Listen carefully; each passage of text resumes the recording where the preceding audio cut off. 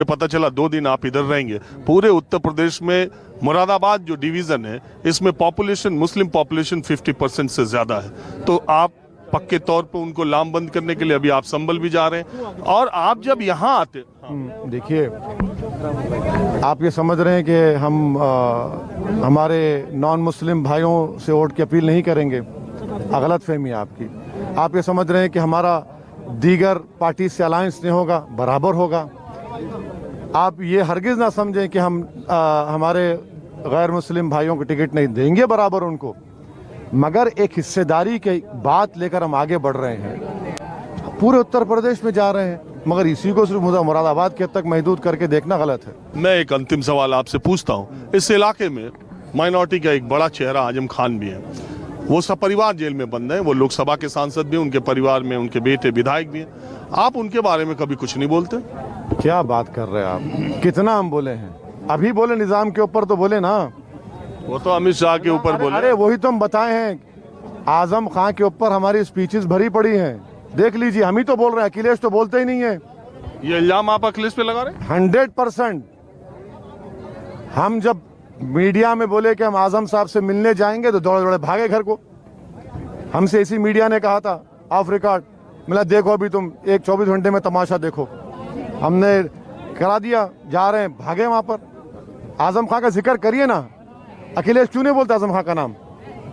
बकरी चोरी, भैंस चोरी का इल्जाम आजम खान पे नहीं बोलते, क्योंकि वो बोलेंगे तो फिर 81% का क्या होगा? लड़ाई वही है मेरे भाई, समझा करिए बात को।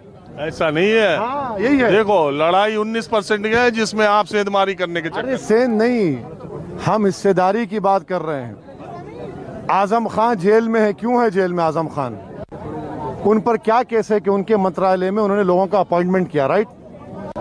ये जौहर यूनिवर्सिटी का भी ना जौहर छोड़िए। ये जो लखनऊ से कानपुर आगरा तक जो रोड बनी, रिवर फ्रंट बना, इतने बड़े बड़े काम किए गए, इसमें मोदी जी को कुछ नजर नहीं आया। आजम खान का अपॉइंटमेंट नजर आ गया।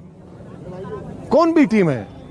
नहीं, लोग तो ये भी कहते हैं कि मोदी जी के खिलाफत करने पे, उनके खिलाफ बहुत बोलने पर, योगी जी के खिलाफ बोलने पे आजम खान को सजा हो गई। लेकिन इतना बड़ा एजुकेशनल इंस्टीट्यूशन चलाने वाले हैदराबाद के ओवैसी पे कुछ होता ही नहीं। सुनिए, सत्ता में हम जब आएंगे, जब हमसे पूछिए आप, जब हमारी गाड़ी के ऊपर टाई टाई करते लाल लाइट होगी, जब सर से सिंह निकल जाएंगे, जब पूछिए। हमको इन चीजों की जरूरत नहीं है। हम ये कह रहे हैं कि भैया इतना बड़ा बड़ा वो हर चीज का उद्घाटन उन्होंने किया, कुछ नजर नहीं है आपको वहां पर? आजम के अपॉइंटमेंट नजर आ गया आपको? नहीं, लोग ये कहते हैं आजम खान खिलाफत करते तो उसकी सजा मिली। आप खिलाफत करते हो, आपके खिलाफ कोई रेड नहीं होती, कोई। आप कैसे मालूम हम सुकून में? आप बिल्कुल सुकून में चल रहे हैं। कैसे चल रहे हैं? कैसे चल रहे हैं? अरे दिख रहा। अरे भाई, आप चेहरा आपको दिख रहा है तो दिमाग और फिक्र में क्या है? आप समझ रहे हैं सुकून में है। जब बच्चियों का नीलामी हो रही है, जब CAA के कानून पर हमको स्टेटलेस बनाने की कोशिश की जा रही है। नहीं, वो मुद्दों की बात नहीं कर रहा हूँ वैसे साहब। मैं आपके पर्सनल, फैमिली या आपके बिजनेस या आपके इंस्टीट्यूशंस की बात कर रहा हूँ। क्या बिजनेस है मेरा? क्या बिजनेस है मेरा? बताइए। मैं का इंफ्रास्ट्रक्चर कंपनी है मेरे पास? कुछ नहीं है। मैं एक पॉलिटिशियन हूँ, एक MP हूँ। आपकी फैमिली का इतना बड़ा इंस्टीट्यूशन है। अरे वो ट्रस्ट के तहत एक इदारे, हमारे वालिद साहब 1984 बुजुर्गों ने, मैं गया हूँ, जानता हूँ, कायम किए। अरे भाई, अब इसमें क्यों आए यहाँ पर? क्यों नहीं हुआ? क्या हमारे मरने के बाद कोई हमारे गोली मार देगा या गर्दन काटेगा? जब आप बोलेंगे हाँ देखिए इनसे दुश्मनी थी, ये क्यों? ये तो सवाल ही गलत है आपका। लोग ऐसा कहते हैं कि आजम खान को सजा मिली, वो वैसे ही खुला घूम रहे, इतना बोलने के बाद भी। दे दीजिए ना सजा, मैं तो फिर रहा हूँ ना, दे दीजिए सजा। कोई मेरी गर्दन काटने की बात करता है, मुझे कोई दिन ऐसा नहीं आता जहां पर मुझे मैसेज नहीं आता कि तुझे इस जगह पर गोली मार देंगे, तुझे ऐसा कर देंगे। कोई दिन नहीं जाता ना। नहीं, लेकिन ऐसी बात नहीं। वैसे साहब, आपने बहुत सारे लोगों को, गैर मुसलमानों के दिल में भी आपने बहुत जगह बनाई है। मैं ये बात कह सकता, मैं उन हमारे हिंदू भाइयों की बात नहीं कर रहा हूं जो मुझे पूरा यकीन है कि मेरे साथ खड़े और खड़े रहेंगे। मगर ये जो नाथूराम गोडसे की नाजायज औलाद हमारे भारत में बहुत है ना, ये बहुत है।